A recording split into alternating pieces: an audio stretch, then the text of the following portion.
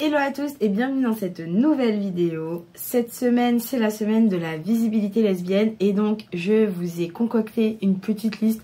En vrai, j'en ai pas énormément dans ma bibliothèque, des livres sur la sororité, enfin pas vraiment la sororité, mais genre sur tout ce qui est lesbienne, etc. Parce que j'en ai quand même sur la sororité, mais genre dans des histoires un peu de romance lesbienne et tout, où il y a un fond de romance lesbienne. J'en ai pas beaucoup. Donc là, je vais vous présenter quelques livres, dont un que je n'ai pas lu encore, mais que j'aimerais bien, j'espère lire cette année. Voilà, il est dans ma palle, hein. Mais c'est quand même bien de le montrer, parce que du coup, ça rajoute en fait un livre en plus. Et c'est parti. On commence avec les romans graphiques et les mangas. Donc le premier que j'ai à vous présenter, c'était une lecture que j'avais fait en 2023. C'est La fille dans l'écran, donc de Manon Devaux et Lou Luby. Donc c'est un roman graphique écrit à quatre mains. Et en fait, à quatre mains et carrément à deux styles bien distincts. Donc on a le style d'une des autrices et le style de l'autre. Et en fait, on va suivre Colline et Marley qui vont commencer à converser à distance. Donc une habite en France, l'autre elle habite au Canada. Et en fait, les deux vont commencer à parler ensemble, à les amener à se rencontrer parce qu'en fait elles ont un projet commun. Et en fait, quand elles vont se rencontrer, il va se passer quelque chose alors que l'une des deux est en couple. Donc franchement, j'ai vraiment kiffé. C'est bien écrit, c'est très bien fait, c'est très réaliste aussi. C'est très réaliste et c'est aux éditions Marabule. Voilà, donc ça c'était le premier que j'ai à vous présenter. On y va. Là, il y a encore deux autres mangas. Deux que du coup je les ai lus. Il y en a un où j'ai lu que le tome 1, l'autre où je suis à jour. Enfin à jour dans les mangas parus parce que les scans sont bien plus loin. Et en fait, le premier manga, donc aux éditions Akata, on a Les sorcières de la fin du monde, qui est, je crois, une saga en 3 ou 4 mangas. Elle est pas très très longue. Elle m'avait été offerte. Ce premier tome avait été offert. Et en fait, on va suivre deux filles qui sont sorcières. Et en fait, non, il y en a une qui est sorcière. Et elles sont toutes les deux par contre dans des écoles de pour la magie, des écoles de magiciennes. Elles vont tomber dans un trou et en fait elles vont être amenées à... Et voilà, c'est le début de l'histoire, de l'aventure. Mais c'est vrai que ça fait longtemps que je l'ai lu, donc je me souviens même plus. Mais il faudrait que j'achète la suite. Mais voilà, ils le catégorisent comme sorcière, romance et scolaire. Mais voilà, c'est un yuri, donc les catégories... Enfin voilà, les mangas où la romance sera entre deux femmes, on appelle ça des yuri. Et ensuite le deuxième, oh là là, que j'ai adoré, que ce soit dans son style graphique, la colorimétrie, etc. C'est She Wasn't a Guy, aux éditions Mangetsu. Donc qui est un manga de Sumiko Arai. Et en fait où on raconte... la rencontre en fait entre deux filles. Elles sont dans la même classe, sauf qu'il y en a une où quand elle est à l'école, elle est habillée, enfin elle est d'une manière, et quand elle n'est pas à l'école, genre c'est un ikemen quoi. Elle est trop belle. Et en fait c'est marrant parce que la plupart des hétéros curieux, c'est ça qui m'a fait un peu réaliser que c'est une histoire en vrai sur une meuf qui est hétéro-curieuse quoi, parce qu'en fait elle, tout est basé sur le rock et elle aime le rock et tout, mais genre ses copines au lycée, genre elles sont plus lambda, genre voilà, et elles sont pas du tout comme elle, sauf que en fait elle la rencontre elle chez un disquaire, sauf qu'elle pense que c'est un garçon. Et en fait en général les hétéro-curieuses, souvent elles tombent sur des lesbiennes qui sont dites masculines, même si bon je trouve pas que ça soit qu'il y ait vraiment plus de masculin féminin, mais bon, vous m'avez comprise. Et en général, ces meufs-là, c'est là qu'après qu'elles se découvrent bisexuelles. Mais bon, bref, c'est pas une critique ni rien. Mais en fait, ça m'a fait penser à ça, surtout quand en plus ça se passe au lycée. Donc où on découvre en fait sa sexualité au lycée. Au lycée, on se découvre nous-mêmes et même on prend même encore plus de temps à se découvrir. Il y en a qui se découvrent bien plus tard et tout, qui continuent de se découvrir. Et ça m'a fait un peu penser à ça parce que bon, elle être attiré par une meuf et en fait c'est un peu là-dessus sur leur univers. C'est très rock'n'roll, c'est très en plus c'est vraiment des trucs actuels et en fait elles sont tellement mignonnes toutes les deux. Mais genre il y a 2 tomes pour l'instant, je crois le 3e tome il est déjà sorti ou il va sortir bientôt. Et franchement c'est une saga à commencer. Vraiment les deux en vrai, genre c'est vraiment 2 univers totalement différents. Là on a du contemporain, là on a de la fantasy clairement avec la sorcellerie etc. Mais en général les mangas, les yuri, c'est des choses assez douces. C'est pas comme les yaoi où c'est trash, très voilà pédobeer etc. Alors que les yuri souvent elles ont vraiment le même âge. C'est rare qu'elles n'aient pas le même âge et c'est très doux, très dans la romance etc. Après si vous avez des titres de yuri où c'est un peu plus violent entre guillemets, où c'est un peu plus trash, un peu comme le yaoi etc. N'hésitez pas à le mettre en commentaire. Mais moi en tout cas les yuri que j'ai lu ça, j'ai lu Bloom Into You aussi, j'en ai lu un autre aussi mais je me souviens plus. En fait ce sont des romances qui sont très très douces, très dans l'acceptation de soi, l'acceptation de la relation. Il y a beaucoup de choses aussi qu'on se questionne, c'est beaucoup plus lent, alors que dans les yaoi c'est oh je ne dois pas, mais si tu vas, oh non nanani nanana, et puis voilà quoi, genre et puis c'est très violent, on se sait quand je dis ça, c'est très violent, genre dans les propos, dans les termes etc. De toutes les manières vous verrez, je vais faire une petite vidéo sur le yaoi. Et enfin je vais pas faire une vidéo sur l'histoire du yaoi, pas du tout, je suis pas non plus une connaisseuse à ce point, mais je vais vous faire une vidéo sur mes yaoi favoris et vous verrez que souvent les yaoi, enfin il y en a très peu où c'est très dans la romance, elle est très douce et dans la légalité, vous voyez, voilà, pas avec genre 15 ans de différence, pas genre je viens, on se rencontre, tu es au collège, ce n'est pas grave même si je suis un travailleur de 45 ans.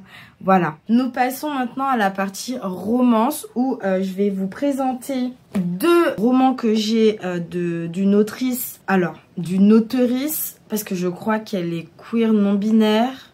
Mais bon, dans le doute, voilà, je vais vous présenter une auteurice, Rivers Solomon, qui est pour moi une révélation dans le sens où j'ai lu un roman de cette auteurice, parce que en fait j'ai peur de dire elle ou il, parce que je sais pas, j'ai peur de mégenrer cette personne. Quand on a fait quoi, c'était avec le book club de Pepper, le Pepper Palace, et c'était Les Abysses, et je me souviens, je suis tombée in love, mais genre in love. Mais c'est dommage parce que j'en ai lu un autre de cette auteurice et je n'ai pas trop aimé.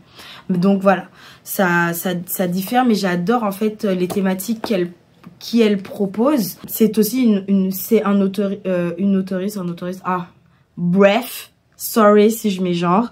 C'est une auteurice noire et c'est ce qui est bien parce qu'en fait, du coup, je vais vous présenter Les Abysses et Soif de sang.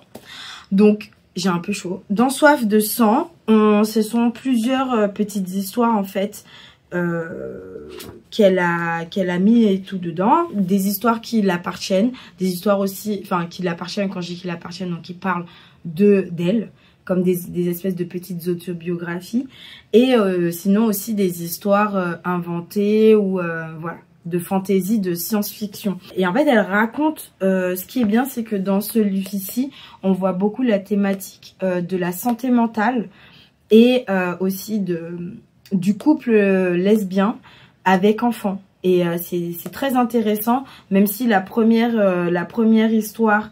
Alors attendez, j'ai la liste des histoires. Donc on a Soif de sang qui est une histoire un peu basée sur le roman, enfin c'est un hommage en fait du roman Beloved de Toni Morrison. Et franchement il est bien fait parce que moi j'avais vu le film qui, bon bah je l'avais vu trop jeune donc bon bref. Mais... là, j'ai trouvé que c'était vachement cool et ça parle beaucoup. Enfin, là, on est très dans la sororité, etc. Et ensuite, je sais que c'est De la prudence des jeunes filles que j'avais bien aimé et Pamplemousse. Donc voilà. Après, il y en a qui sont vraiment... voilà, c'est de la science-fiction. On entre vraiment dans sa tête. Et c'est vrai qu'il y avait des histoires que j'avais pas trop compris, quoi. J'ai pas trop compris. Mais j'adore comment elle écrit. Donc franchement... C'est aux éditions, c'est aux Forges de Vulcain, aux éditions Forges de Vulcain. Il est très très bien. Elle a beaucoup, pratiquement toutes ses œuvres, je crois, sont aux Forges de Vulcain, si je me trompe pas. Et sinon, bah après, l'autre, c'est aux éditions J'ai lu, qui est Les Abysses. Et je l'avais déjà présenté dans plusieurs vidéos, où en fait, on suit des sirènes qui ont oublié d'où elles viennent. En fait, elles ont donné leurs souvenirs qu'à une seule sirène, parce qu'en fait, ces souvenirs étaient beaucoup trop atroces, beaucoup trop lourds à porter pour elles. Et du coup, pour se décharger, eh bien, elles l'ont donné à une seule personne hérite de ses souvenirs. Et donc, on va suivre Yetu, qui donc a hérité des souvenirs. Et ce qui est bien, c'est que, si vous voulez, dans tous ces récits, on voit en fait la thématique de l'esclavage, etc. Et en fait, là-dedans, mais il était incroyable. Et je lui avais dit et tout que, comme moi, je viens des Antilles, donc forcément, c'est mon histoire. Et c'est tellement bien fait et c'est dommage qu'il soit si court. Voilà, moi j'aurais voulu qu'il y ait plus de détails, plus de choses. Et en fait, pourquoi je l'ai mis aussi dans cette vidéo? Parce que ce n'est pas parce que c'est que une autrice, une auteurice queer. C'est aussi parce qu'en fait, Yetu va rencontrer une femme avec qui il va se passer des choses et où elle va pouvoir accepter ses souvenirs, etc. Et franchement, c'est grave bien fait. Je le recommande. Je recommande en fait de le lire, surtout pour les femmes, les femmes POC et tout. Vraiment, il est très très bien. Et j'avais beaucoup apprécié cette lecture, c'est l'un de mes livres préférés. On continue donc avec un young adulte aux éditions de Saxus, donc Cendrillon est morte, de Kaylin Bayron, où on suit donc cette jeune fille et qui vit en fait dans un univers, en fait dans le lore, Cendrillon est morte. C'est-à-dire qu'en fait, on vit dans le royaume, littéralement, de Cendrillon. Et en fait, Cendrillon est morte.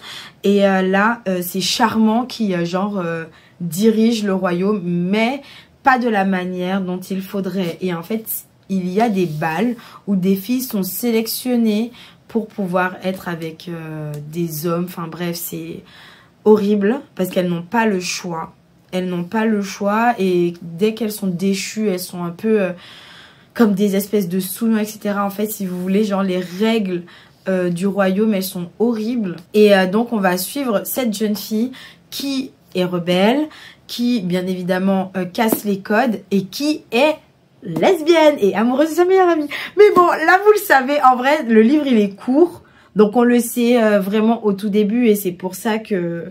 il est dans cette vidéo parce que j'avais bien aimé ça et j'avais même trouvé ça intéressant. Et ce qui est dommage, comme d'habitude, c'est qu'en fait le livre est trop court. Et en fait, comme il est court, j'ai l'impression que en fait, la personne n'est pas allée au bout. Il y avait plein de choses à voir, il y avait plein de choses à explorer. Pas que au niveau de la romance, parce que bien évidemment, je vous montre des romances, mais il n'y a pas que la romance qui compte dans ces livres, il y a aussi d'autres choses. Et en fait, il y a beaucoup de choses où les questions restent sans réponse. Et je peux pas vraiment vous dire parce que sinon ça va vous spoiler un peu le truc. Mais là, on aurait plus aimé apprendre sur vraiment l'histoire de Sophia, qui est du coup la protagoniste. Et aussi sur tout en fait, sur même comment elle arrive à déjouer certaines choses. En fait, ça se finit un peu en queue de poisson, genre ça se finit pour se finir quoi. Voilà, et c'est un peu dommage parce que vraiment l'idée elle est hyper sympa. En plus c'est un roman queer, un roman en plus avec des visibilités raciales on va dire. Et c'est hyper intéressant en fait de mettre ce genre de choses en avant. Et en plus c'est du young adulte, donc c'est disponible pour les jeunes. Et en fait beaucoup de jeunes aussi pourraient même... se référencier en fait à ça, à cette héroïne, mais ce n'est pas assez approfondi. Donc bon, mais j'ai quand même kiffé ma lecture et il est très beau, même si bon c'est un relié très basique, hein, enfin voilà à l'intérieur et hop. Par contre ouais voilà, c'est un relié très très très basique de chez De Saxus, donc ouais au vu du prix. Mais bon bref, on n'est pas là-dessus. Et ensuite, le dernier roman que j'ai lu et que j'ai apprécié aux éditions Inis, qui est Légende et Latte. Oh là là, mais quand je vous dis que j'aime le slice of life, mais au final, j'adore les animés manga slice of life. J'aime beaucoup les séries slice of life. Les films, moins, mais bon, mais alors le lire, c'est incroyable. J'adore. Et là, en fait, on va suivre une ogresse, qui va raccrocher sa vie d'aventurière et va vouloir ouvrir un café dans un petit village. Et en fait, pourquoi je l'ai mis là-dedans? Parce qu'en fait, c'est un peu saphique. Sauf que la romance, elle est tellement en arrière-plan qu'elle arrive hyper naturellement. Genre, c'est entre deux amis, mais qui vont se rapprocher. Mais vous savez, c'est un peu en arrière-plan et tout. C'est hyper naturel, c'est hyper réaliste au final.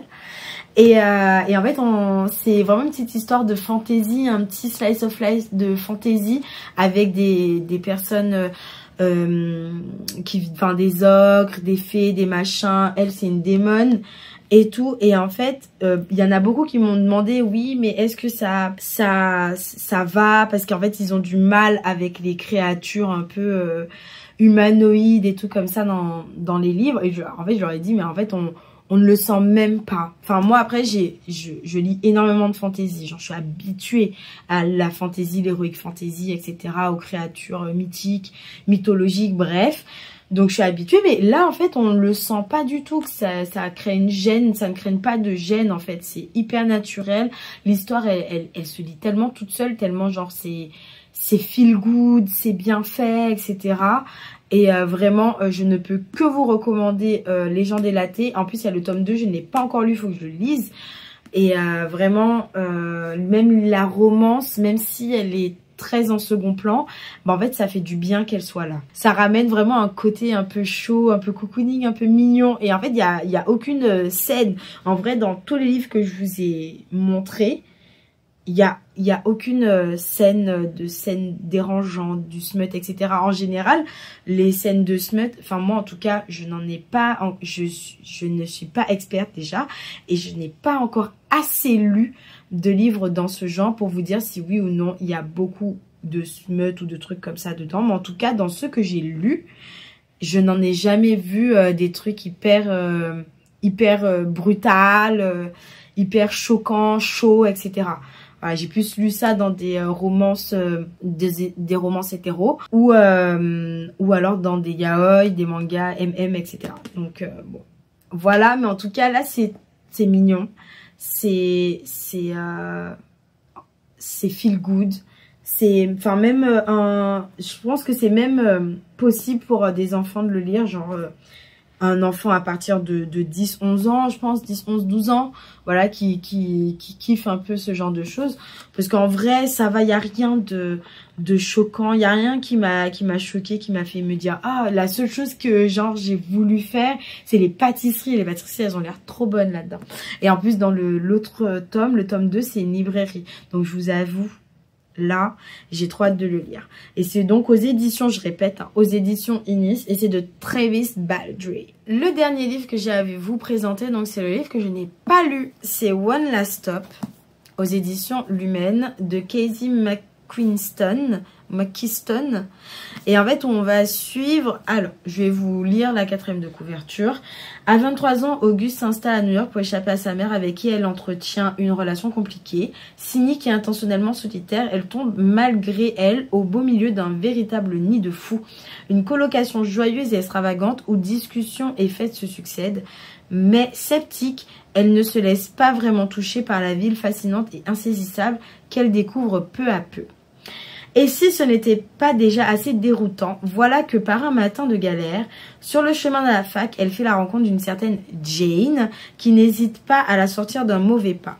Auguste en reste abasourdi. Qui est cette fille belle à tomber qu'elle croise et recroise sans cesse sur sa ligne de métro new-yorkais? En tout cas, la jeune inconnue a un blouson au blouson de cuir, à la fois mystérieuse et solaire, n'est pas ce qu'elle prétend. Car là, sur le mur du légendaire diner où Auguste joue les serveuses pour se faire un peu d'argent, le visage de Jane illumine une photo prise dans les années 70. comment expliquer ce prodige? Donc voilà, c'est une romance du coup saphique entre deux jeunes filles. Donc je crois que c'est du young adulte, si je ne me... Voilà, bah, à partir de 16 ans, c'est littéralement marqué ici. À partir de 16 ans. Je ne l'ai jamais lu, donc je peux pas vous faire de retour dessus parce que je ne l'ai pas lu. Mais c'était intéressant aussi de le présenter dans cette vidéo parce que bah autant tout présenter des livres saphiques, de romances FF dans cette vidéo que j'ai. Et en fait, au final, quand je me suis penchée sur le sujet, ben, c'était le seul livre que je n'avais pas lu. Donc, je me suis dit, ah, et surtout qu'en plus, il était caché. Je me dis, mais il me disait rien, il était caché. Mais c'est bien le mien, hein. Genre, je n'ai pas volé. Mais je ne l'ai pas lu. Et donc, ben voilà, un livre à présenter, pas lu. Et donc, je fais une petite promesse, pas aussi grosse que pour celle d'Apostasie, mais une petite promesse où oui, je le lirai cette année. Et voilà, nous sommes à la fin de cette vidéo. Je vous ai présenté donc les romances FF saphiques que j'ai dans ma bibliothèque. La plupart lus, dont un que je n'ai pas lu. Donc j'espère que cette vidéo vous aura plu. N'hésitez pas en commentaire à me mettre donc les livres, les romances ou pas. Hein, parce que forcément, c'est pas forcément une romance. Ça peut être saphique, mais ça peut être pas mal d'autres choses en commentaire. N'hésitez pas à me recommander des choses. De toutes les manières, là, j'essaye de rester en no-buy au moins jusqu'à septembre. Mais genre à partir de là, je vais essayer de me remettre un peu dedans. Et puis voilà, merci beaucoup d'avoir regardé cette vidéo. N'hésitez pas à commenter, à liker et surtout à partager. Ciao!